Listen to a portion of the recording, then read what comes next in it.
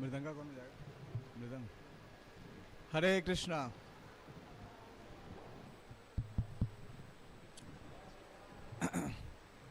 हरे कृष्णा।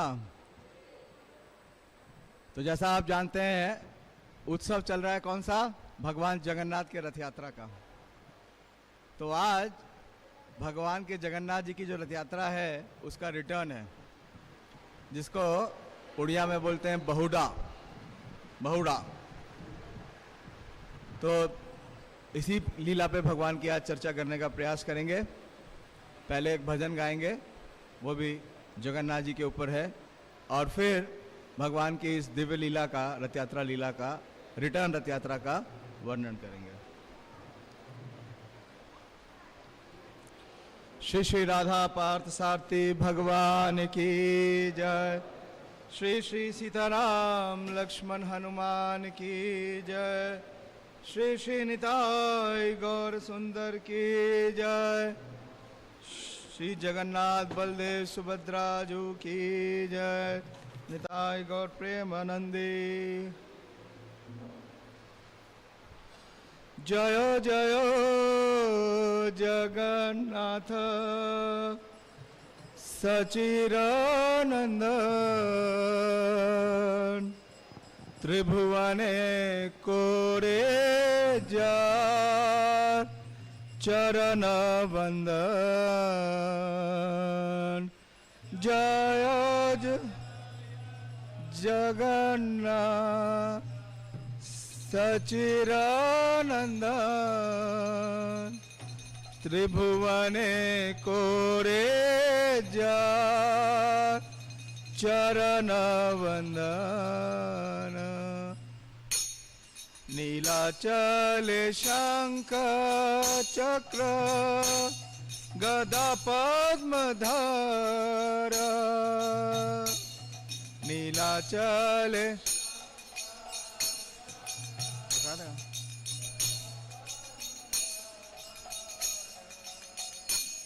नीलाचले शंख चक्र गदा पद्मधर।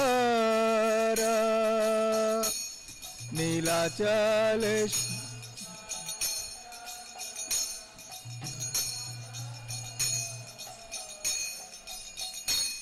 नदिया नगरे दंड कमंडलुकर।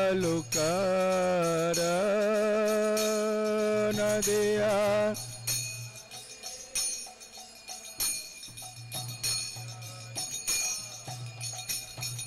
जय जय जगन्नाथ सचिरानंदन। त्रिभुवन कोरे जा चरण वंदन।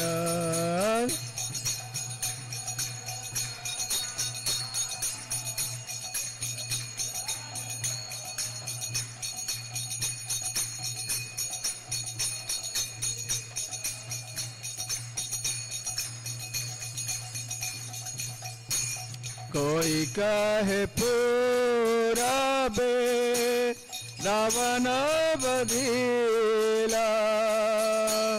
कोई कहे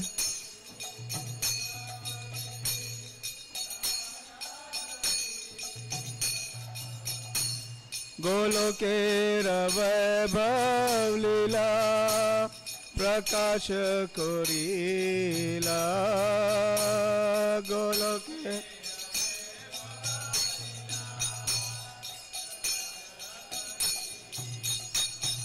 जय जय जगन्नाथ सचिरानंदन। त्रिभुवन कोरे जा चरण वंदन।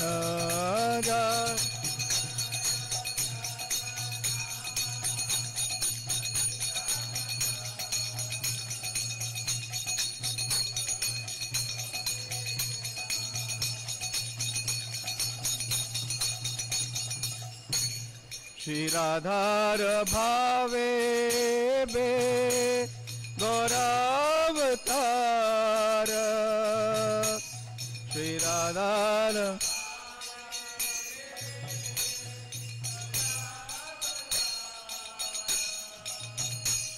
हरे कृष्ण नाम गौरा करिला प्रचार हरे कृष्ण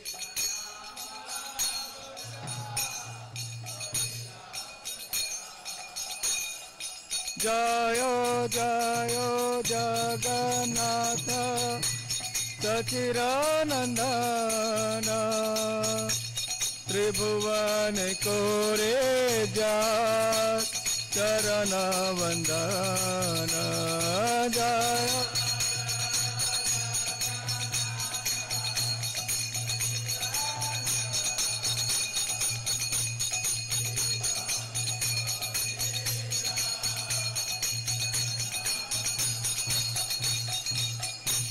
वासुदेव घोष कोरे जोड़ दोनों हाथ वासुदेव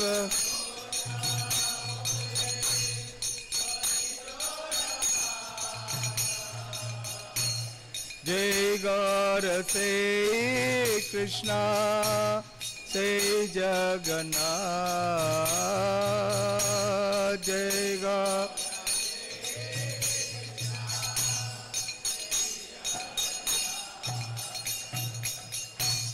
जय गौर से कृष्णा जय जगन्नाथ जय गौर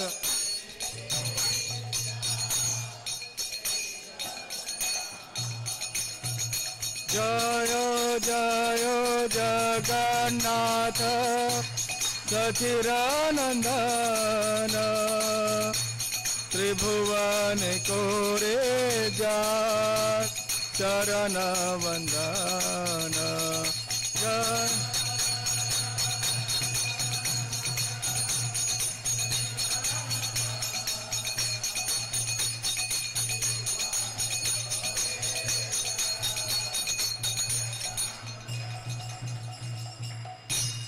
जय ओम विष्णुपाद परमहंस परिवाज का आचार्य अष्टोत्तर शत श्रीमद कृष्ण कृपा श्री मूर्ति अभय चरणारविंद भक्ति वेदांत स्वामी शिल प्रभुपाद की जय।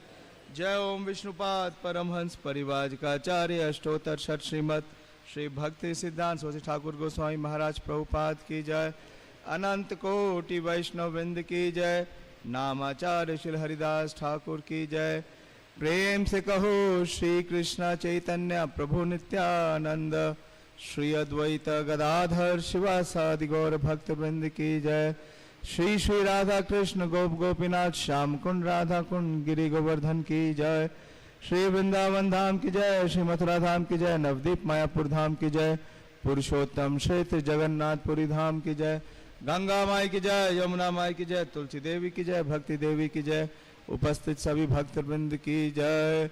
भगवान जगन्नाथ रथ यात्रा की जय। बहुड़ा यात्रा की जय। निताई गौर प्रेमानंदी। All glories to the assembled devotees. All glories to the assembled devotees. All glories to Shri Guru and Gaurang. हरे कृष्ण। तो चैतन्य चरितमृत में इस पूरी रथ यात्रा लीला का बहुत ही सुंदर विवरण श्रील कृष्णदास कविराज गोस्वामी ने दिया है। और आज की यात्रा यानी कि बहुड़ा यात्रा, भगवान के जगन्नाथ जी की रिटर्न यात्रा, उसका भी संक्षिप्त विवरण दिया है। तो वहीं से प्यार लूंगा। जयो जयो श्री चैतन्य जयो नित्यानंद।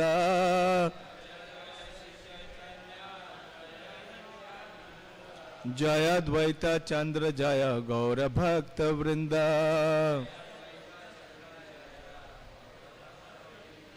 जय जय श्री चैतन्य जय नित्यानंद।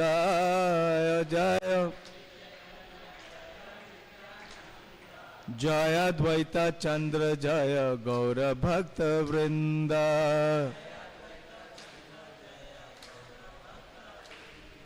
जय जय श्री चैतन्य जय नित्यानंद।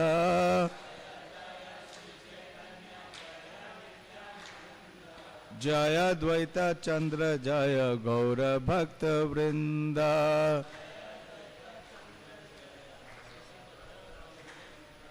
और दिने जगन्नाथे भीतर विजय,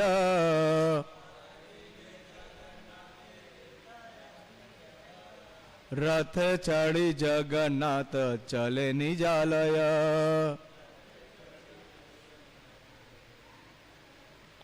और दिन जगन्नाथेर भीतर विजय,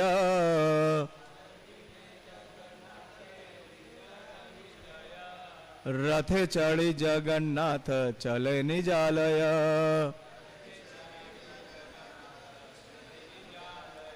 और दिन जगन्नाथेर भीतर विजय,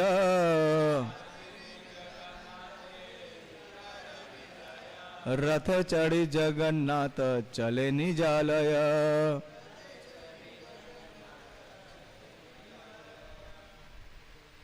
बोलो।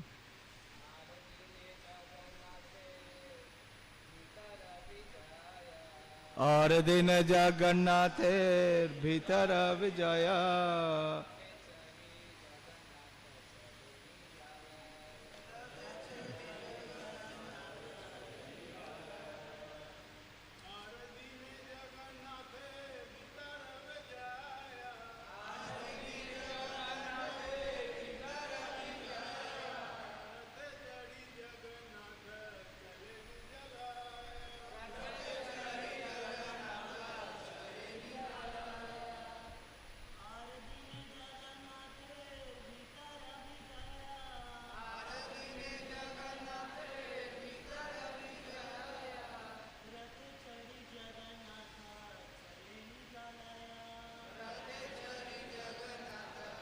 माता जी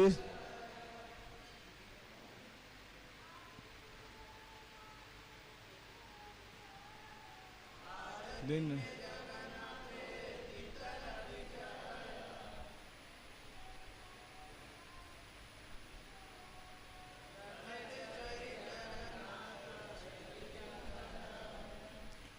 इसका शब्द अर्थ इस प्रकार से है। आर दिने अगले दिन जगन्नाथेर भगवान जगन्नाथ के भीतर विजय, मंदिर के अंदर से बाहर आना, रथे चढ़ी रथ पर चढ़कर जगन्नाथ भगवान जगन्नाथ चले लौट गए निजालय अपने घर को। तो आज क्या है, भगवान जगन्नाथ कहाँ जाएंगे? वापस। उनका घर कहाँ पे है? श्री मंदिर नीलांचल में। तो अगले दिन भगवान जगन्नाथ मंदिर से बाहर निकले। कौन से मंदिर से? गुंडीचा मंदिर से बाहर निकले और रथ पर चढ़कर अपने धाम को वापस चले गए। ओम अज्ञान तिमिरंधस्य ज्ञानांजना शलाकया चक्षुरुन्मीलितं येन तस्मै श्री गुरुवे नमः। श्री चैतन्य मनोभीष्टं स्थापितं येन भूतले स्वयं रूप कदा मह्यं ददाति स्वपदान्तिकं। वन्देऽहं श्रीगुरो श्रीयुतापदकमलं श्रीगुरून् वैष्णवांश्च श्रीरूपं साग्रजातं सहगण रघुनाथान्वितं तं सजीवं साद्वैतं सावधूतं परिजनसहितं कृष्ण चैतन्य देवं श्रीराधा कृष्ण पादान् सहगण ललिता श्री विशाखान्वितंश्च। हे कृष्ण करुणा सिंधु दीनबंधु जगतपते गोपेश गोपिका कांत राधा कांत नमोस्तुते। ताप्त कांचन गौरांगी राधे वृंदावनेश्वरी वृषभानुसुते देवी प्रणमामि हरिप्रिये। वांशा कल्पतरुभ्यश्च कृपा सिन्धुभ्येव च पतितानां पावनेभ्यो वैष्णवेभ्यो नमो नमः। जय श्री कृष्ण चैतन्य प्रभु नित्यानंद श्री अद्वैत गदाधर शिवासादि गौर भक्त वृंद। हरे कृष्णा कृष्णा कृष्णा हरे हरे हरे राम राम राम हरे हरे। नमो विष्णुपादाय कृष्णप्रेष्ठाय भूतले श्रीमते भक्तिवेदांत स्वामिनिति नामिने। नमस्ते सारस्वते देवे गौरवाणी प्रचारिणे निर्विशेष शून्यवादी पाश्चात्य देश तारिणे। हरे कृष्ण। तो बहुत विशेष उत्सवों की श्रृंखला चल रही है और विशेष रूप से देखें तो पिछले 15-20 दिन से, बल्कि ज्येष्ठ पूर्णिमा से, जिस दिन से भगवान जगन्नाथ जी की स्नान यात्रा है, तब से सारा जो फोकस है सभी वैष्णवों को कहाँ है? जगन्नाथपुरी में। स्नान यात्रा के दिन भगवान जगन्नाथ वो भी अपने सिंहासन से बाहर आते हैं और स्नान मंडप पे जाते हैं, और उस दिन से लेकर के और एकादशी तक, अभी 2 दिन बाद एकादशी है, तो सारे उत्सव कहाँ केंद्रित हैं? जगन्नाथपुरी में। तो ये अखंड उत्सव है। आज जैसा कि इस प्यार में आ रहा है कि भगवान अपने निज धाम को चले गए, तो श्रीमद् भागवतम के 3 स्कंद 19वें अध्याय और 31वें श्लोक में वर्णन आता है कि भगवान जब नरसिंहदेव अपने धाम को जा रहे हैं, तो वहाँ ये श्लोक आता है कि अखंड उत्सवम जगन लोकम स्वयं अखंड उत्सवम, कि भगवान अपने धाम को वापस लौट गए, और भगवान का धाम वो है जहाँ पे क्या होता है? अखंड उत्सव। तो जगन्नाथपुरी में इतना उत्सव हो रहा है। उत्सव बहुत महत्वपूर्ण है, विशेष रूप से जो भी भक्ति के पाथ में है, क्योंकि उत्सवों के द्वारा हमें 2 लाभ मिलते हैं। पहला तो ये, भगवान के साथ जो हमारा संबंध है उसे दोबारा क्या करना? पुनर्स्थापित करना, उसे पुनर्जागृत करना, और भगवान के प्रति जो हमारा प्रेम है उसको प्रदर्शित करना। तो इसलिए उत्सवों का बड़ा बड़ा आयोजन होता है। आप देखते हैं हमारी संस्था में इतना आयोजन होता है। आज भी ज़्यादातर सब भक्त गए हुए हैं, क्योंकि आज कहाँ रथ यात्रा है? सहारनपुर में। तो आप देखिए, रथ यात्रा जैसा कोई उत्सव नहीं है। मेरे ख्याल से पूरा विश्व में जितनी रथ यात्राएं होती हैं, विशेष रूप से इस्कॉन के द्वारा, उतना कोई और उत्सव का सेलिब्रेशन लगातार पूरे साल नहीं चलता जितना रथ यात्रा उत्सव का है। तो क्या है? एक तो भगवान के साथ जो हमारा संबंध है उसको स्थापित करने का, पुनर्स्थापित करने का, उनके साथ प्रेम का प्राकट्य करने का अवसर मिलता है। दूसरा, उत्सव में एक और बहुत बड़ा अवसर मिलता है। वो क्या है? सबको सेवा में शामिल करने का। सबको हम भगवान की सेवा में लगा सकते हैं। और आप देखिए जगन्नाथ रथ यात्रा के लिए कितना उत्साह होता है, इस उत्सव को सेलिब्रेट करने के लिए कितना उत्साह होता है।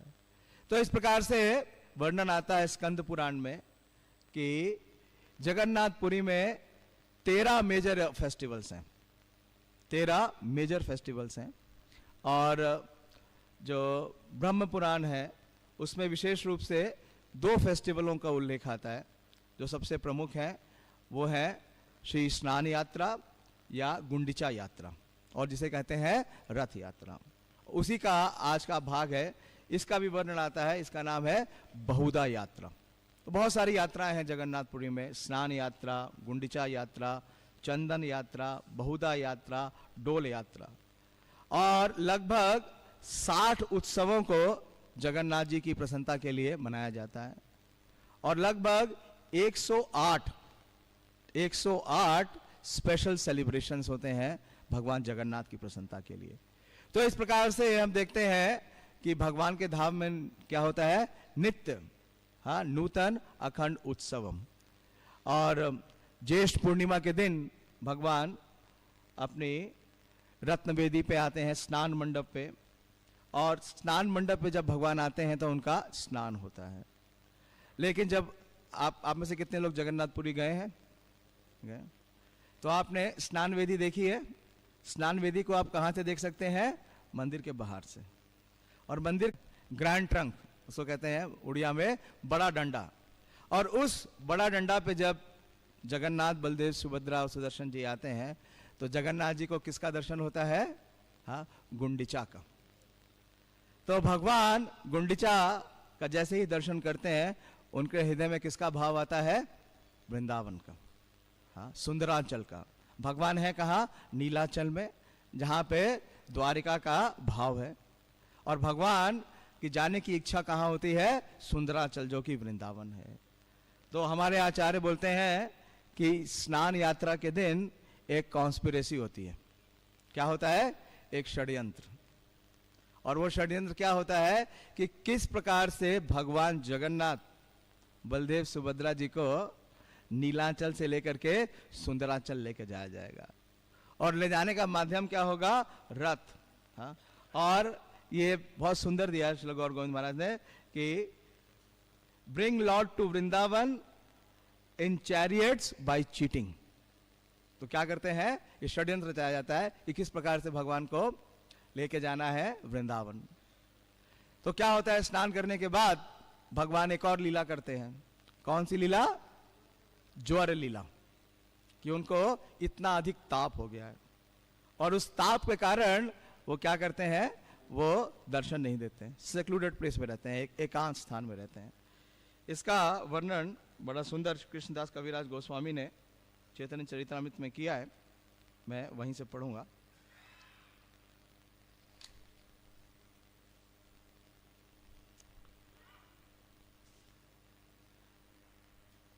कि पंचदिशा दिन ईश्वर महालक्ष्मी लाया, तार संग कीड़ा कैले निवृत्त बसिया। तो आज का उत्सव भी समझने के लिए ये लीला जाननी बहुत आवश्यक है कि जो ये लीला है ज्वर लीला, जिसे क्या कहते हैं? अनावसर। हाँ, अनावसर लीला करते हैं भगवान, जिसमें भगवान निवृत्त वासिया, भगवान 15 दिनों तक महालक्ष्मी के साथ। देखना चाहते हैं क्या? ये है अध्याय 13 और प्यार संख्या 23, मध्य लीला। सब मध्य लीला ही है। हाँ, रथ यात्रा और दूसरा वृंदावन लीला, इन्हीं दोनों का समावेश है। आज कौन सी लीला है? वृंदावन लीला। तो 15 दिनों तक महालक्ष्मी के साथ एकांत स्थान में रह के उनके साथ कीड़ा विहार करते हैं। तो अनावसर के 15 दिन का काल महालक्ष्मी के साथ एकांत में रहने के समान निवृत्त भी कहलाता है। इसे निवृत्त लीला भी कहते हैं। यहाँ पर 15 दिन तक भगवान जगन्नाथ लक्ष्मी जी के एकांत वास करते हैं। तो बहुत विशेष है। श्रील प्रभुपाद जी लिखते हैं श्रील भक्ति सिद्धांत सरस्वती ठाकुर के तात्पर्य से कि आदर्श पत्नी के रूप में भगवान जगन्नाथ अपनी पत्नी महालक्ष्मी के साथ 15 दिनों तक एकांत में रहे।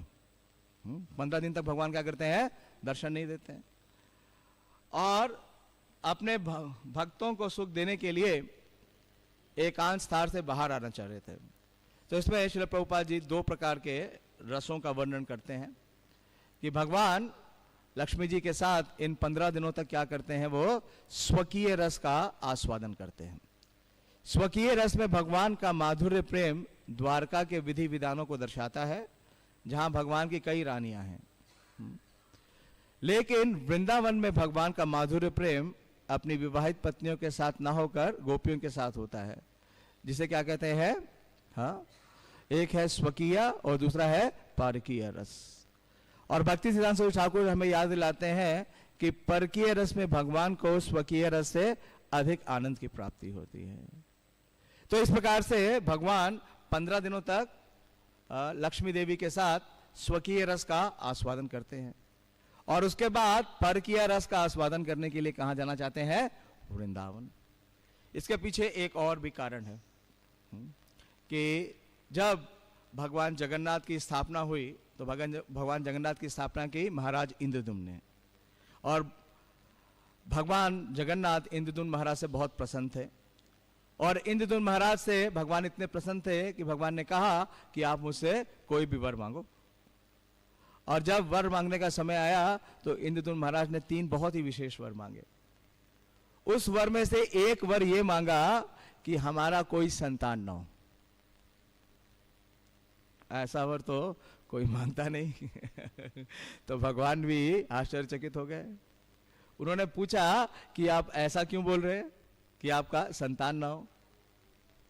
तो महाराज इंद्रद्युम्न इतने विशेष भक्त हैं, उन्होंने कहा श्री श्री राधा पार्थ सारथी भगवान की जाए, श्री श्री ललिता विशाखा जी की जाए, श्री श्री निताई गौर सुंदर की जाए, श्री श्री सीताराम लक्ष्मण हनुमान की जाए। तो महाराज इंद्रद्युम्न ने कहा कि अगर मेरा कोई पुत्र या संतान होगा तो ये हो सकता है कि भविष्य में वो ये दावा करे कि ये मंदिर किसका है, उसका है या उसके पूर्वजों का है। तो मैं नहीं चाहता ये मंदिर किसका है, आपका है और आपका ही रहे। तो इस प्रकार से महाराज इंद्रद्युम्न ने अपने 3 वरों में से एक वर ये भी मांगा कि हमारा कोई संतान नहीं हो। लेकिन उनकी जो रानी थी, कौन, हाँ, श्रीमती गुंडिचा देवी, वो वहीं समीप में थी, लेकिन वो बड़ी अंदर से क्या हो गई, दुखी हो गई। और भगवान जगन्नाथ क्या है, अंतर्यामी है। भगवान जगन्नाथ ने तुरंत ही उनके भाव को पकड़ लिया और उन्हें कहा कि हे देवी, आप बिल्कुल भी चिंता मत करिए, अगर आपका कोई संतान नहीं है तो मैं आपका संतान बनूंगा। और मैं अकेला नहीं, मेरे साथ मेरे भ्राता बलभद्र और देवी सुभद्रा। और हर वर्ष हम आपके यहां 1 सप्ताह के लिए आएंगे और आपके पास ही रहेंगे। तो इस प्रकार से कई प्रयोजन है गुंडिचा इस रथ यात्रा के। तो इस प्रकार से उनको जो दिया हुआ वरदान था उसकी पूर्ति करने के लिए और परकीय भाव का आस्वादन करने के लिए भगवान जगन्नाथ जी रथ पे आरूढ़ होकर के निकलते हैं। उसे कहते हैं पहांडी विजय, पहांडी विजय या पांडु विजय। पहांडी का मतलब होता है उड़िया में स्टेप्स। आप जगन्नाथ मंदिर जाते हैं ना तो बहुत सारे स्टेप्स हैं, और विजय का मतलब है चलना। तो भगवान क्या करते हैं, मंदिर में अपने वेदी से उतर करके रथ पे चढ़ते हैं, इसको पहांडी विजय कहते हैं। तो आज भी पहांडी विजय होती है, 2 बार पहांडी विजय होती है। पहली बार तो जब हुई जब वो कहां से आते हैं, नीलांचल से चढ़ते हैं रथ के ऊपर, और आज कहां से रथ पे चढ़ते हैं, सुंदरांचल से चढ़ते हैं। तो आज भी पहांडी विजय है।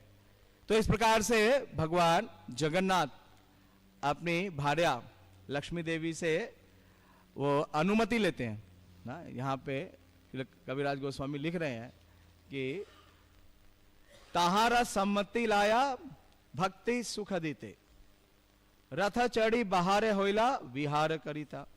तो महालक्ष्मी की अनुमति लेके भगवान रथ पे चढ़ने और भक्तों को आनंद देते होते हुए अपनी लीलाएं करने के लिए बाहर आते हैं। तो जब ये 15 दिन का अनावसर काल समाप्त हो जाता है तो 16वें दिन क्या होता है, नेत्रोन्मिलन या नेत्रोत्सव, नेत्रोत्सव होता है। और भगवान जगन्नाथ उसके अगले दिन रथ पे चढ़ के आते हैं गुंडीचा। और जिस प्रकार से रथों का सीक्वेंस है कि पहले सबसे पहले सुदर्शन जी आते हैं, फिर बलदेव, फिर सुभद्रा और फिर बाद में भगवान जगन्नाथ। उसी और आने के बाद जब वो गुंडीचा पहुंचते हैं तो वहां पूरे 1 हफ्ता रहते हैं। इसलिए आज की प्यार में आया था कि आरे दिन का मतलब है कि 1 हफ्ते के बाद यानी 8वें दिन। तो 7 दिनों तक जब तक भगवान जगन्नाथ गुंडीचा मंदिर में रहते हैं तो चैतन्य महाप्रभु रोज अपने पार्षदों के साथ कहाँ जाते हैं, गुंडीचा मंदिर जगन्नाथ जी का दर्शन करने के लिए, वहाँ उनका नृत्य और कीर्तन करने के लिए। और आज के दिन यानी 8वें दिन, तो आप देखिए रथ यात्रा कितने तारीख की थी, कितने तारीख की रथ यात्रा थी, 7 तारीख को। आज कौन सा दिन हो गया, 8वां दिन हो गया, 8वां दिन हो गया। तो आज 8वें दिन भगवान रथ पे वापस सवार होते हैं और वैसे ही पूरा आयोजन होता है। और आज के दिन भी चैतन्य महाप्रभु स्वयं इस पे सम्मिलित होते हैं।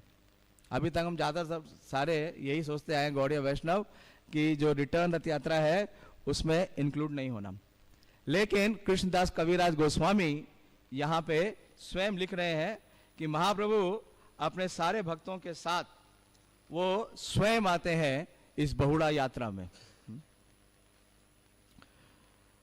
तो अगले दिन भगवान जगन्नाथ मंदिर से बाहर निकले और रथ पर चढ़ के अपने धाम वापस चलने लगे। तो चैतन्य महाप्रभु अब कहाँ आ गए, वो गुंडीचा में है। पूर्ववत ये है आदि लीला, मध्य लीला अध्याय 14 और प्यार संख्या 245। पूर्ववत कैला प्रभु लाया भक्त गण, परम आनंदे करे नर्तन कीर्तन। तो पहले की तरह क्या है कि जब भगवान श्री मंदिर से निकल करके रथ यात्रा उत्सव शुरू हुआ था, उसी प्रकार से चैतन्य महाप्रभु और उनके भक्त पुनः परम आनंदित होकर कीर्तन और नाचने लगे। मतलब उसी प्रकार से जो 7 मंडलियां हैं वो उनका फॉर्मेशन हुआ। उसमें क्या है कि 4 मंडली आगे है और 2 मंडलियां साइड में है और 1 मंडली पीछे है। उसी प्रकार से पूरा आयोजन हुआ और उसी उत्साह के साथ और उमंग के साथ महाप्रभु और उनके जितने पार्षद हैं वो पुनः कीर्तन करने लगे और नाचने लगे। जगन्नाथेरा पुनः पांडु विजय होइला, एक गुट्टी पटे डोरी तहां टूटी गईला। लेकिन जब भगवान जगन्नाथ जी वापस जा रहे हैं तो एक विशेष प्रसंग होता है, जिसका यहाँ पे श्री कृष्णदास कविराज गोस्वामी वर्णन कर रहे हैं कि पांडु विजय या पहंडी विजय समझ गए ना। पहंडी विजय का मतलब है कि भगवान जब स्टेप्स पे आते हैं और चलते हैं। तो जब जगन्नाथ जी आते हैं तो जगन्नाथ जी का जो विग्रह है वो साधारण तो है नहीं, सामान्य है नहीं। जगन्नाथ जी का जो विग्रह है उसकी हाइट है लगभग 5 फुट 11 इंची और उसका वेट इतना है कि 20-50 लोग मिलकर के भी उसको नहीं उठा पाते हैं। तो जब वो जगन्नाथ जी के विग्रह को लेके आ रहे थे, जब पांडु विजय हो रही थी, कहां से? गुंडीचा मंदिर से, तो एक गुट्टी पट्टा डोरी तहां टूटी गेला। तो भगवान को कैसे लेके आते हैं? बड़े बड़े रस्सों से पकड़ते हैं और रस्सों से पकड़ते हैं और जब स्टेप्स लेते हैं तो नीचे नहीं रख सकते ना, तो नीचे रखने के लिए क्या होते हैं? ऐसे, ये तो छोटे है, बहुत छोटा है, बहुत बड़े बड़े तकिए होते हैं, गद्दे के बड़े बड़े तकिए होते हैं। तो पहले क्या हुआ कि जब जगन्नाथ जी को वापस लेके जा रहे थे तो जो डोरी है वो टूट गई, डोरी टूट गई। आज के दिन ही ऐसा हुआ, डोरी टूट गई। तो पांडुरे विजय तुली फाटी फूटी गया, जगन्नाथेरा भरे तुला उड़िया पलाया। तो पहले तो डोरी टूट गई, तो फिर सारा वेट कहां पे आ गया? गद्दे पे। और जैसे ही गद्दे पे रखा गद्दा फट गया और गद्दे में जितनी रुई थी वो सारी उड़ने लगी और पूरा जो वातावरण था वो किससे भर गया? रुई से भर गया। तो ये देख करके चैतन्य महाप्रभु ने अपने 2 अंतरंग भक्तों को बुलाया। जब जगन्नाथ के अर्थ विग्रह को ले जाया जाता है तो उन्हें थोड़ी थोड़ी दूर पर रुई के गद्दों पर रखा जाता है। जब रस्सियां टूट गई तो जगन्नाथ जी के भार से रुई के सारे गद्दे भी फट गए और उनकी रुई हवा में उड़ने लगी। तो कुलीन ग्रामी रामानंद सत्यराज खान, तारे आज्ञा दिला प्रभु करिया सम्मान। तो उस शाम, यानी कि आज की शाम को, कुलीन ग्राम के 2 महाप्रभु के पार्षद हैं, श्री रामानंद वसु और सत्यराज खान। चैतन्य महाप्रभु ने उन्हें बड़े आदर के साथ ये आदेश दिया। आदेश क्या था कि अगली बार आप विशेष रेशम की रस्सियां लेके आना, ऐसी रस्सियां लेके आना जो टूटे नहीं। अगर रस्सी टूटेगी नहीं तो गद्दा फटेगा नहीं। तो इस प्रकार से आज के दिन भी इसी प्रकार से ये उत्सव मनाया जाता है। श्री श्री नरसिंहदेव भगवान की जय, लक्ष्मी देवी की जय, प्रहलाद महाराज की जय। और जब सारे रथों पे आरूढ़ हो जाते हैं सारे विग्रह सब भगवान, और रथ जब वापिस आने लगता है, तो जब रथ वापिस आने लगता है तो बलदेव और सुभद्रा जी का रथ तो सीधे वापिस आ जाता है, लेकिन भगवान जगन्नाथ जी का रथ सीधे वापिस नहीं जाता है। गुंडीचा और श्री मंदिर के बिल्कुल मध्य में एक और मंदिर है। पता नहीं आप में से कितने लोग गए हैं, मैं भी नहीं गया हूं, अब की बार जाऊंगा तो देखूंगा। इसका नाम है मौसी मां मंदिर, मौसी मां मंदिर। और वहां पे जो अधिष्ठात्री है वो है मां अर्धसानी। सुना है आपने? हाँ, जानवा अवधूत प्रभु सर हिला रहे हैं, वो गए हुए हैं। आप में से और कोई गया है? नहीं गए ना, बलभद्र प्रभु भी नहीं गए, लेकिन अगली बार जाइएगा। क्योंकि जब जगन्नाथ जी, जैसे आप देखते हैं ना हमारे रथ यात्रा भी होती है, तो क्या होता है, ऐसा थोड़ी है कि भगवान को सीधे ले जाते हैं। क्या करते हैं, भगवान के लिए बीच में हाँ कुछ रिफ्रेशमेंट रखते हैं, उनको कुछ भोग लगाते हैं। तो ये मौसी है भगवान जगन्नाथ की, कौन, माँ अर्धसानी। तो उनके यहाँ जगन्नाथ जी क्या करते हैं, स्टॉप लेते हैं, वो बिल्कुल सेंटर में है, और वो बड़े विशेष 2 आइटम्स बनाते हैं। कई आइटम्स बनाते हैं, उसमें 2 आइटम बहुत विशेष हैं। एक तो वो बनाती हैं पोड़ा पीठा। आप में से जितने लोग जगन्नाथपुरी गए हैं जानते होंगे पोड़ा पीठा क्या है। हाँ, ये उड़िया का डिश है। ये कौन सा डिश है, बहुत विशेष केक है, उड़िया का केक। वास्तव में मूल रूप से केक यही है, अभी जो केक है वो विकृत है। क्योंकि इस केक में मैदा नहीं यूज होती है। अगर आपको बिना मैदा का केक खाना है, हाँ, अगर प्रभु जी मैदा नहीं खाते हैं, तो आप पोड़ा पीठा खा सकते हैं। क्योंकि इसमें किसका फ्लोर डलता है, राइस फ्लोर, चावल का फ्लोर डलता है, और इसको एक साइड से पकाया जाता है। ये बहुत ही विशेष है पोड़ा पीठा। और एक बहुत विशेष शरबत भी बनाते हैं, अब मुझे पता नहीं उसको उड़िया में क्या कहते हैं, जो उड़ीसा से भक्त है वो बताएंगे। हाँ, क्या कहते हैं, हाँ, उस शरबत का एक विशेष नाम है। बड़ी बड़ी हांडियों में वो आज बनाया जाता है और पिलाया जाता है। अगर आज के दिन आप रथ यात्रा में हो, वापसी रथ यात्रा में, तो आपको दोनों का आस्वादन करने का मौका मिलेगा। किस किस का, पोड़ा पीठा का और इस शरबत का। तो इस प्रकार से माँ अर्धसानी के वहां उनका स्टॉप होता है और जगन्नाथ जी इसका आस्वादन करते हैं। तो माँ अर्धसानी बहुत विशेष है, जैसे बताया वो जगन्नाथ जी की मौसी लगती हैं, उनको मौसी माँ कहा जाता है। और लक्ष्मी देवी के साथ भी इनकी बड़ी घनिष्ठता है, क्योंकि जब भी लक्ष्मी देवी का अगर कभी जगन्नाथ जी के साथ विवाद होता है, तो लक्ष्मी देवी कहाँ आती हैं, इस मौसी माँ मंदिर में आके रुकती है। वो चलता है इसका मतलब। तो इस प्रकार से यहाँ पे स्टॉप होता है। उसके बाद फिर भगवान जगन्नाथ जी का जो रथ है, भगवान जगन्नाथ जी के रथ का नाम क्या है, तालध्वज। वो आगे बढ़ता है, नंदी घोष, नंदी घोष, नंदी घोष। तालध्वज तो बलभद्र जी का है। तो नंदी घोष आगे बढ़ते हैं। तो आगे जो नेक्स्ट स्टॉप है आज के दिन, वो स्टॉप है जो महाराज गजपति है, जो पुरी के महाराज हैं, उनके यहाँ आज सेकंड स्टॉप होता है। और इस स्टॉप के लिए क्या होता है कि लक्ष्मी देवी भी आती हैं।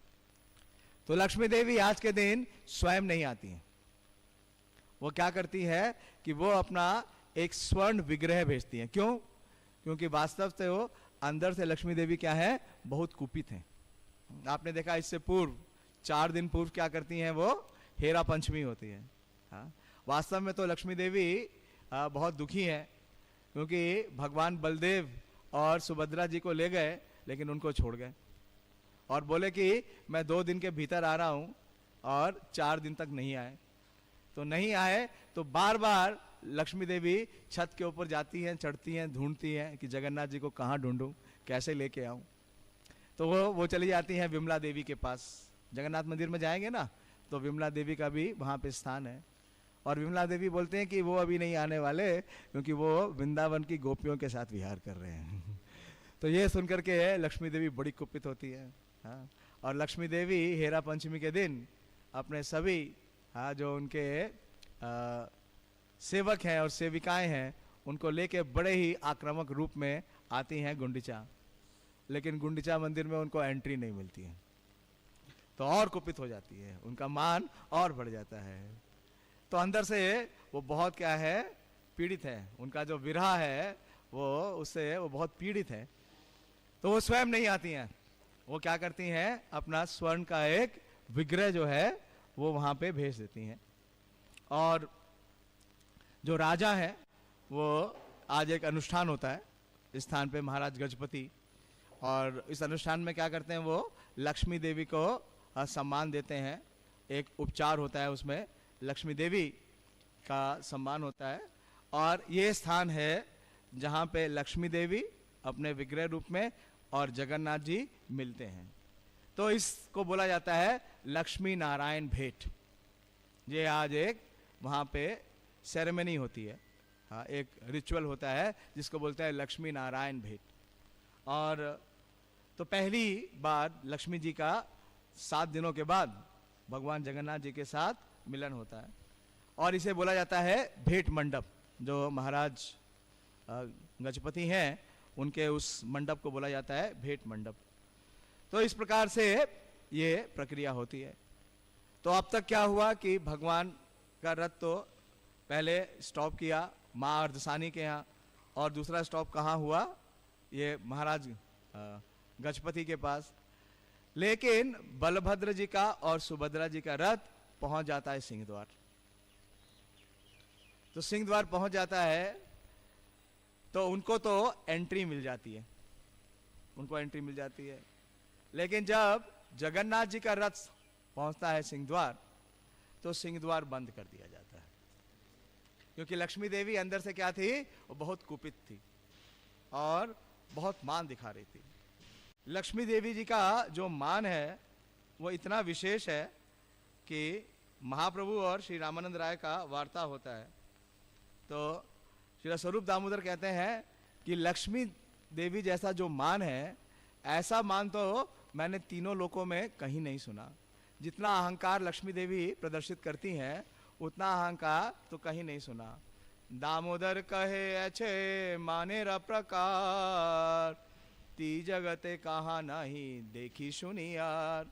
स्वरूप दामोदर ने कहा कि तीनों लोगों में इस तरह का अहंकार नहीं है, कम से कम ना तो मैंने देखा है और ना ही मैंने सुना है। स्वरूप दामोदर गोस्वामी कौन है? हाँ, ललिता सखी के अवतार हैं। तो इस प्रकार का मान गोपियों में नहीं है, हाँ, द्वारका की रानियों में भी नहीं है। वो बोलते हैं कि जब कोई स्त्री उपेक्षित और निराश होती है, तो क्या किया जगन्नाथ जी ने, लक्ष्मी देवी की उपेक्षा की। पहले तो 15 दिन तक इतना क्लोज एसोसिएशन दिया, और एसोसिएशन देने के बाद क्या कर दिया, उनको कंप्लीटली निग्लेक्ट कर दिया। तो वो उपेक्षित हो गई और निराश हो गई। तो अहंकार मानवश ज्यादातर स्त्रियां क्या करती हैं, आपने आभूषण उतारकर खिन होकर फर्श पे बैठ जाती हैं और अपने नाखूनों से फर्श की रेखाएं खींचती हैं। लेकिन लक्ष्मी देवी ने ये सब कुछ नहीं किया। लक्ष्मी देवी ने क्या कर दिया, दरवाजा बंद कर दिया, एंट्री बैन। तो जब इस प्रकार से लक्ष्मी देवी ने उन्हें आने से मना कर दिया, तो बहुत सुंदर इसका वृतांत है। तो भगवान जगन्नाथ बोलते हैं, उनको मनाने का प्रयास करते हैं कि देखो प्रिय, हाँ, तुम्हारे से मुझे विरह नहीं सहन हो रहा था, इसलिए मैं वापस आया, और मैं खाली हाथ नहीं आया हूँ। मैं तुम्हारे लिए क्या लेके आया हूँ, स्पेशल केक केक लेके आया हूँ। क्या है वो, हाँ, पोड़ा पीठा। तो आप ये केक खाओ और अपने गुस्से को भूल जाओ। लेकिन लक्ष्मी देवी इतनी आसानी से मानती नहीं है, बोलती है कि आप कहाँ गए थे, हाँ, आप कहाँ से आ रहे हो, आप आ रहे हो अपने गोप सखाओं से, गोपियों से। तो ये पोड़ा पीठा, ये केक आप ले जाके गोपियों को दे दो, क्योंकि उन्होंने तो इसे चखा नहीं। उन्होंने क्या चखा है, केवल मक्खन चखा है या दूध चखा है या दही चखा है। वो पोड़ा पीठा को ज्यादा पसंद करेंगे। ये पोड़ा पीठा आप उनके पास ले जाओ। तो जगन्नाथ जी का यहाँ पे ये जो पोड़ा पीठा का प्रयोजन था, ये फेल हो गया। तो फिर जगन्नाथ जी उन्हें दिखाते हैं कि वो एक साड़ी लेके आए हैं जगन्नाथ जी के लिए, और बोलते हैं देखो, मैं तुम्हारे बारे में हमेशा चिंतन कर रहा था, हाँ, तुम्हारे ही प्रेम का विचार कर रहा था, इसलिए तुम ये साड़ी स्वीकार करो और मुझे अंदर आने दो। तो जब तक बलराम जी देखते हैं, बलदेव जी देखते हैं कि बहुत देर हो गई, हाँ, सिंहासन पर जाना था। तो 2 एंट्री डोर है। पहला तो सिंह द्वार में एंट्री डोर है, लेकिन दूसरा एंट्री डोर है गरुड़ जी के सामने, जो जय विजय द्वार है। वहां से अंदर जाने के लिए जब भगवान अपनी वेदी पे विराजमान होते हैं, तो वेदी पे तीनों एक साथ जाना चाहते थे। तो देखते हैं इतना लेट हो रहा है, तो बलदेव जी बाहर आते हैं। तो जब बलदेव जी बाहर आते हैं, तो लक्ष्मी देवी थोड़ी संकुचित हो जाती है, और क्या करती हैं, जो सिंह द्वार वाला गेट है वो खोल देती हैं, ताकि जगन्नाथ जी अंदर आ जाए। लेकिन तो तीनों कहाँ आ गए, वो तीनों, गरुड़ स्तंभ देखा है आपने, गरुड़ स्तंभ से सामने तीनों का दर्शन होता है। लेकिन उस जो वेदी है, जो भगवान का स्थान है, सिंहासन है, उसके बीच में क्या है, एक डोर है। तो वो डोर फिर बंद कर दिया, वो डोर बंद कर दिया। ताकि तीनों अंदर ना जा सके। तो जब बलदेव और सुभद्रा जी आए तो फिर भी जाने दिया, उन्होंने डोर खोल दिया, लेकिन जगन्नाथ जी के लिए वो डोर फिर से बंद कर दिया। तो इस बार जगन्नाथ जी उन्हें मनाने के लिए रसगुल्ले खिलाते हैं और रसगुल्ले खिला करके उन्हें किसी प्रकार से उनके गुस्से को शांत करते हैं और बहुत वार्ता होती है। तो बहुत उल्हाना देती हैं लक्ष्मी देवी, और लक्ष्मी देवी जब उन्हें इतना उल्हाना देती हैं, बोलती हैं तुम वहां जाके करते क्या हो?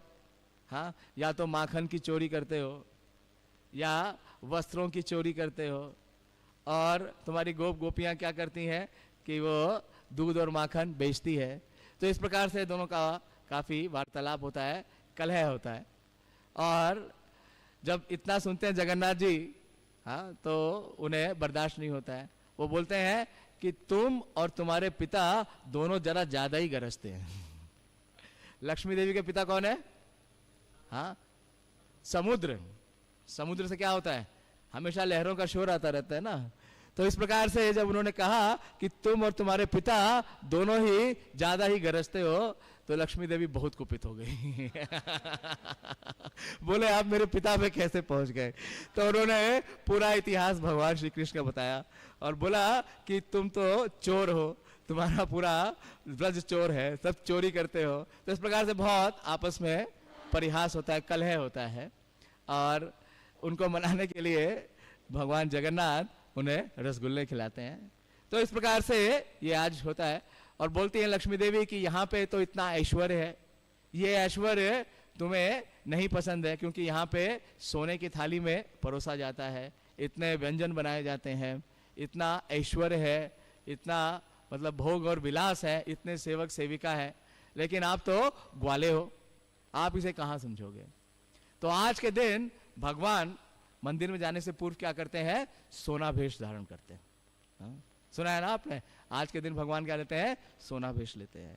और उस सोना भेष में भगवान जगन्नाथ को, हाँ, पूरा उनका जो मुकुट है, उनके जो हाथ हैं, उनके जो पैर हैं, वो सोने के होते हैं। मैंने सुना है कि कई कई कुंटल सोना चढ़ाया जाता है, कई कुंटल सोना चढ़ाया जाता है।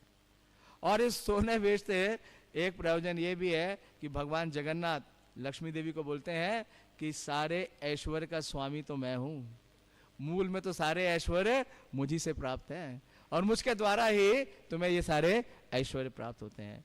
तो इस प्रकार से ये आज का उत्सव मनाया जाता है, जो कि विजय उत्सव है। और जब वापस आ जाते हैं तो लगभग आप देखिए कि स्नान यात्रा से लेकर के और एकादशी तक कई बार भगवान जगन्नाथ एक दिन में वापस भी नहीं आते हैं। भगवान जगन्नाथ को वापस आने में कई दिन लग जाते हैं, जाने में भी कई बार कई दिन लगते हैं। पिछले साल हम लोग सौभाग्य से जगन्नाथपुरी में थे, तो पिछले साल जब रथ यात्रा चली, भगवान का रथ चला, तो श्री मंदिर से लेके और गुंडिचा मंदिर तक मुश्किल से 3 या 4 किलोमीटर है, और उसको उतना डिस्टेंस कवर करने में जगन्नाथ जी को 3 दिन लगे। जिस दिन रथ यात्रा होती है उस दिन तो बहुत भीड़ होती है, आप रथ के पास जाएंगे तो आपको हाँ बहुत पिटाई होगी पहली बार जब मैं रथ यात्रा में गया था तो रस्सी खींचने का बड़ा प्रयास किया था। तो जब भी आप रस्सी खींचने का रथ यात्रा वाले दिन प्रयास करते हैं तो इतना हैवी पुशिंग होता है, इतना धक्का लगता है कि अगले दिन जब आप सो के उठेंगे ना तो आपके हाथ पैर गाल सारे फूले हुए मिलेंगे इतना तेज आपके ऊपर बाहर आता है, प्रहार आता है। लेकिन जगन्नाथ जी अगर उस दिन नहीं गए तो अगले दिन जहां वो रुके हैं वहां से आगे बढ़ते हैं, और भीड़ अगले दिन कितनी रह जाती है? मुश्किल से 5 या 7%। पहले दिन से 5 या 7%। तो अगले दिन भगवान जाते हैं। लेकिन पिछली बार क्या हुआ? अगले दिन भी नहीं गए, अगले के अगले दिन गए। तो ये भगवान जगन्नाथ के ऊपर है कि उनकी रथ यात्रा का जो दिवस है वो कब कब होगा, कितने दिनों में होगा। और वापसी में भी कोई कंफर्म नहीं है कि भगवान जगन्नाथ सेम डे वापस आएंगे। पिछली बार भगवान जगन्नाथ जी ने 3 दिन लिया, अब की बार कितने दिन लेते हैं वो उनके ऊपर है। कभी कभी सेम डे भी आ जाते हैं और कभी 2 दिन भी लगता है, और पिछली बार तो 3 दिन भी लगा। तो ये जो जगन्नाथ जी की रथ यात्रा है, उत्सव है, ये बहुत ही विशेष है और ये सारे उत्सवों में बहुत विशेष है। इसके बारे में पद्म पुराण में ये वर्णन आता है कि आषाढ़स्य द्वितीयायाम रथम कुर्याद् विशेषता आषाढ़ शुक्ल एकादश्यम जपा होम महोत्सवम। तो पद्म पुराण में ये वर्णन आता है कि जो आषाढ़ की द्वितीया है उस दिन भगवान रथम कुर्याद् विशेषता, भगवान उस दिन रथ पे आरूढ़ होते हैं। और आषाढ़ शुक्ल एकादश्यम कि आषाढ़ की शुक्ल पक्ष की जो एकादशी है उस दिन भगवान वापसी आते हैं। वैसे तो आज क्या है, आज दशमी है, नौमी है, आज नौमी है। और जो भगवान का, जगन्नाथ जी का रथ पे दर्शन करता है, भगवान का रथ दो डायरेक्शंस में चलता है। जब वो श्री मंदिर से निकल के गुंडीचा मंदिर में आते हैं तब तो वो नॉर्थ की तरफ जाते हैं, तो वो है नॉर्थ वाहिनी, मतलब इसे कहते हैं उत्तर वाहिनी। और जब जो नौमी का दिन आता है उस दिन भगवान के रथ को मोड़ लिया जाता है, उसको टर्न कर देते हैं। तो उत्तर से अब की बार किस दिशा में आएंगे, दक्षिण की तरफ आएंगे, श्री मंदिर वापस आएंगे। तो ये हो गया दक्षिण वाहिनी। तो रथा अस्थितम व्रजंतम ताम महावेदी महोत्सव ये पश्यन्ति मुदा भक्त्या वाशास्तेषाम हरे पदे। तो पद्म पुराण में यह वर्णन आता है कि जो भी भगवान जगन्नाथ को रथा आस्थितम, रथ में आसीत होकर भगवान व्रजंतम, भगवान चलते हैं, और ये पश्यति, और उसको कोई भक्त देखता है या कोई भी व्यक्ति देखता है, और मुदा भक्त्या, तो उसको क्या प्राप्त होगा, वाशास्तेषाम हरे पदे, उसको आवास प्रदान होगा। कहां पे, भगवान के धाम में। अगर आपने भगवान जगन्नाथ को रथ पे देख लिया, एक बार भी भगवान जगन्नाथ को रथ पे देख लिया, तो आपके लिए संभावना है कि आपको कहां पे स्थान मिलेगा, भगवान जगन्नाथ जी के धाम में। और स्कंद पुराण में यह वर्णन आता है कि रथे तु वामनम दृष्ट्वा पुनर्जन्म न विद्यते, कि अगर आप रथ पे भगवान को देखते हैं, कौन, ये वही हैं जो वामन हैं, तो पुनर्जन्म न विद्यते। आगे पद्म पुराण में वर्णन आता है कि सत्यम सत्यम पुनः सत्यम पुनः जानतम द्विजोतमा ना अंत श्रेय प्रदो विष्णुर उत्सव शास्त्र सा उत्तमा, कि हे द्विजों में श्रेष्ठ, ये बिल्कुल सत्य है, दो बार दोहराया है, सत्यम तीन बार बल्कि, सत्यम सत्यम पुनः सत्यम, कि जितने भी शास्त्र हैं उनमें जितना भी उत्सव है, किसका, भगवान विष्णु का, उन उत्सवों में सबसे श्रेष्ठ उत्सव क्या है, रथ यात्रा उत्सव। तो जो भी रथ यात्रा उत्सव में भाग लेता है उसे विशेष रूप से भगवान जगन्नाथ की कृपा प्राप्त होती है। उसे जगन्नाथ जी की कृपा ये प्राप्त होती है कि उसे पुनर्जन्म नहीं मिलेगा और उसे भगवान के निज धाम में स्थान मिलेगा। इसलिए आप देखते हैं श्रील प्रभुपाद जी ने क्या किया, सबसे ज्यादा सेलिब्रेशन कैसे किया है, रथ यात्रा उत्सवों से, रथ यात्रा उत्सवों से। तो बहुत विशेष है आज का दिन। आज के दिन भगवान जगन्नाथ जी का रथ वापिस श्री मंदिर की तरफ आता है और भगवान अपनी ये रथ यात्रा संपन्न करते हैं। श्री बहुड़ा रथ यात्रा महोत्सव की जय। हरे कृष्णा। 1-2 मिनट है, अगर कुछ चर्चा करना चाहते हैं या कोई प्रश्न है बोलिए, माइक ले लीजिए।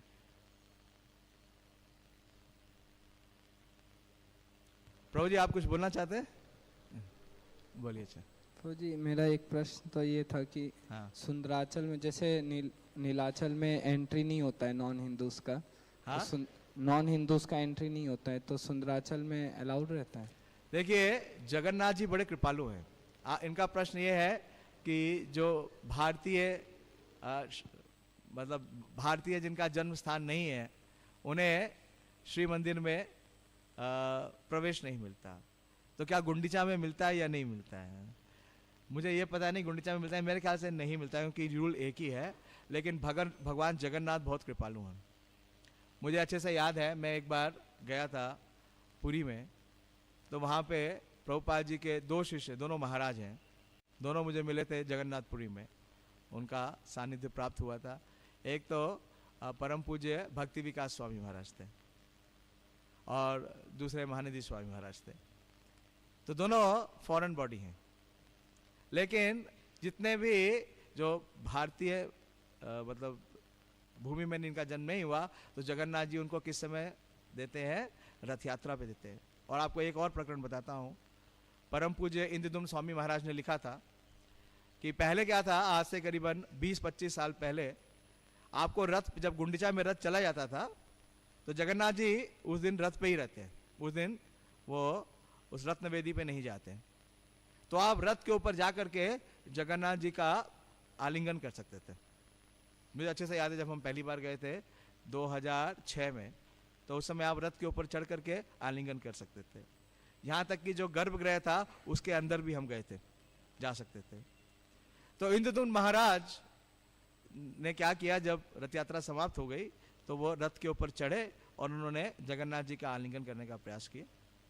लेकिन वहाँ के जो पंडा है उन्होंने देख लिया कि ये भारतीय नहीं है, तो उन्हें धक्का दिया और उनके साथ मतलब अच्छा बर्ताव नहीं किया। उन्होंने रथ से जबरदस्ती उतार दिया। उन्हें थोड़ी चोटें भी लगी, तो वो बड़े दुखी हुए। वो दुखी होके जा रहे थे, लेकिन पीछे से एक पंडा आता है, वो इंद्रदुम्न महाराज को अपने साथ रथ के ऊपर ले जाता है और भगवान जगन्नाथ जी का दर्शन कराता है और जगन्नाथ जी की माला उन्हें देता है। तो जगन्नाथ जी की जो कृपा है वो सबसे ज्यादा कब है? जब वो रथ पे होते हैं। तो रथ के ऊपर सबको कृपा देने के लिए ही भगवान रथ पे आते हैं। तो इसलिए पुरी में तो फॉरेन बॉडी में आपको मंदिर में प्रवेश नहीं है। लेकिन तब भी आप देखिए, हम देखते हैं हमारे जितने महाराज लोग हैं या और इतने विदेशी भक्त लोग भी हैं, वो सब जगन्नाथपुरी जाते हैं। हाँ, उनके पास कौन से नेत्र हैं? प्रेम के नेत्र हैं। प्रेमांजना चुरित भक्ति विलोचनेना संता सदैव हृदय से विलोकयन्ति। तो उन्हें जरूर भगवान जगन्नाथ का दर्शन मिलता ही मिलता है। ठीक है, हरे कृष्णा। बोलिए बलि प्रसाद प्रभु जी। प्रभु जी, बलभद्र प्रभु कुछ कहना चाहते हैं, पहले उन्हें दे दीजिए।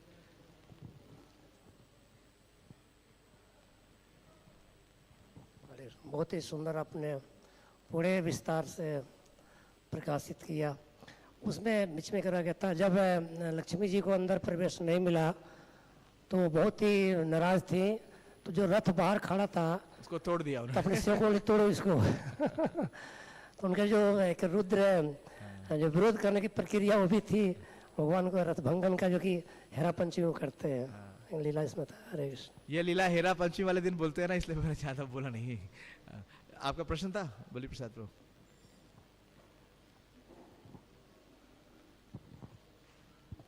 प्रभु जी, जैसे आपने जो आज बताई लीला, तो ये मतलब कैसे वहाँ पर उसको कैसे करते हैं? जैसे लक्ष्मी जी आती हैं, वार्तालाप होता है, तो वो कैसे मतलब विग्रह लेके आते हैं लक्ष्मी जी का? हाँ, जैसे वर्णन आता है और कि लक्ष्मी जी का विग्रह आता है। पहले राजा के सामने तो कोई झगड़ा नहीं करती हैं वो। जब गजपति महाराज के यहाँ वो रिचुअल था तब वो कोई झगड़ा नहीं करती है। तब तो वो जगन्नाथ जी का स्वागत करती है, उनको माला पहनाती हैं, सब कुछ करती हैं। लेकिन जब उनके क्षेत्र में आ जाते हैं ना, जब उनके घर में आ जाते हैं, यानी श्री मंदिर में आ जाते हैं, तब वो अपना रौद्र रूप दिखलाती हैं। हाँ, तब वो गेट बंद करती हैं। अब ये आपका कहना है कि अब ये किस प्रकार से होता है? हाँ, अब आप यही पूछना चाहते हैं ना? मैं ये पूछ रहा हूँ जी कि जैसे जो वार्तालाप आपने बताया, हाँ, कि इस प्रकार से वो रसगुल्ला खिलाते हैं, तो मतलब वो मैं जस्ट इमेजिन मतलब सोचना चाह रहा हूँ कि कैसे वो जैसे लक्ष्मी जी का विग्रह जगन्नाथ जी के सामने आता है, फिर रसगुल्ला दिया जाता है। ये तो आपको वहां जाना पड़ेगा।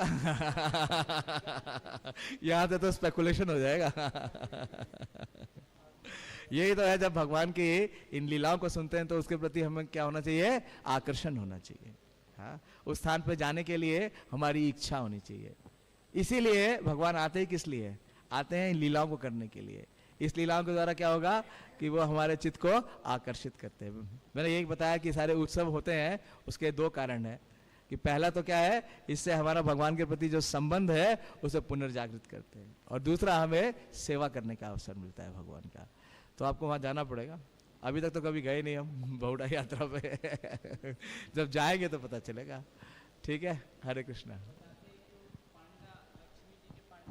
हाँ, वो जैसे हेरा पंचमी के दिन होता है ना, हेरा पंचमी के दिन भी लक्ष्मी जी क्रोध करती हैं, तो उनके जैसा ये बता रहे हैं, उनके एक सेवकों का समूह है, उनके एक सेवकों का समूह है और जगन्नाथ जी के सेवकों का समूह है, और उनका आपस में इस प्रकार से वाद विवाद होता है, प्रतिकार होता है। ठीक है, हरे कृष्णा। अच्छा, वो पीछे से कोई प्रश्न पूछना चाहती हैं, दे दो। बस ये लास्ट प्रश्न है, 9 बज गया है। हरे कृष्णा प्रभु जी। हरे कृष्णा। प्रभु जी, फिर ये जगन्नाथ जी की और लक्ष्मी महारानी की जो फाइट है वो रिजॉल्व कैसे होती है? रसगुल्ला खिला के पहले वो केक नहीं खाती है लेकिन रसगुल्ला खा लेती है। हरे कृष्णा। क्योंकि रसगुल्ला में क्या भरा हुआ है? जगन्नाथ जी का प्रेम। हरे कृष्णा। श्री चैतन्य चरितामृत की जाए, श्री जगन्नाथ रिटर्न रथ यात्रा की जाए, शिल प्रभुपाद की जय, उपस्थित सभी भक्त वृंद की जय। निताय गौर प्रेमानंदी। हरि हरि बोल। हरे कृष्णा।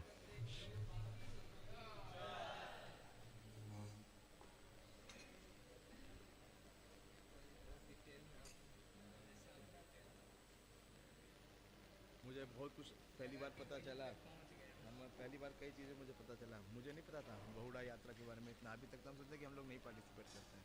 चेतन चंद्रा में तो बता रहा है महाप्रभु स्वयं, हाँ, उसमें ना चांस भी है। पहली बार यात्रा में तो बहुत भीड़ भाड़ होता है।